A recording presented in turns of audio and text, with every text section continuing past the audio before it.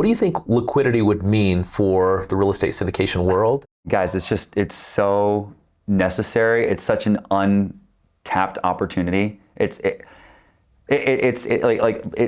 blockchain, the promise of blockchain was supposed to be, right? Like, let's democratize everything so that everything is efficient. Right? When you look at structuring societies, the more data flow that happens, the more transactional activity that happens, the more liquidity that enters the marketplace, the more efficient things become. And real estate is probably the most inefficient data sector that exists in our financial economy. So anything that can offer liquidity, that can offer easier transaction volume is going to add efficiencies, and every LP wants optionality. If you can think about what is the value of liquidity in an investment, right? Like you're locked up for 5 years with a targeted IRR of 15%, or you can ask for your money back in the next 30 days for a 10% investment. Which one would you take?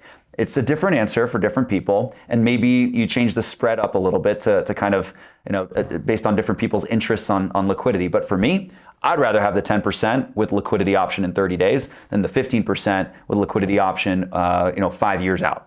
So to be able to have something that creates that when it's not pre-existing, that optionality isn't pre-existing, makes the GP's offering more valuable, inherently more valuable. Because if I can take that 15% and convert it into my desired 10, 11, 12, 13% with the liquidity option, it makes my offering as a GP more valuable because more LPs are going to be interested in it, knowing that that liquidity is there. And as an LP, it gives me flexibility to manage my life, my family as events.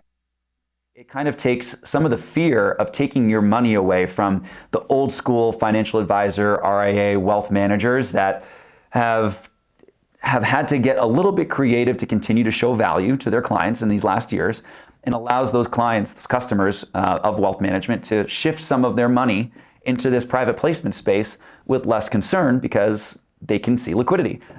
I'm preaching to the choir. You obviously know all this, which is why you're building it. I'm into it. We want other people saying the same message. I'm into it. What I will say is, in my vantage point at Best Ever Conference, I obviously get to see a lot of different companies come through. I mean, 400 plus operators have sponsored the event. If I may be so bold as to suggest a thing that your listeners probably are not going to appreciate, the thing that makes it seem like it's too good to be true is how cheap you're talking about doing it for. And I had an experience. I built a study abroad company in Costa Rica, 12 days, all-inclusive experience. Like everything from waterfall jumping, zip lining, climbing to the top of a wind turbine, food, parties, bus, insurance, everything for $1,200. Does that sound like it's real? No. Right, it wasn't. It was a trial run. We were like, okay, maybe we'll increase to $1,800.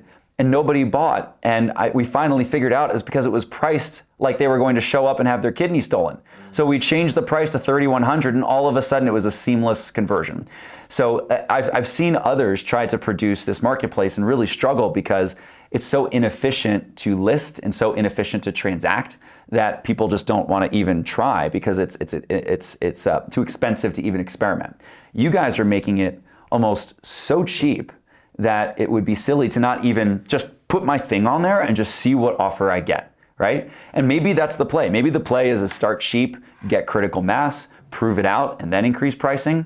But it probably seems too good to be true because of how cheap it is. Yeah. And I appreciate you saying that. And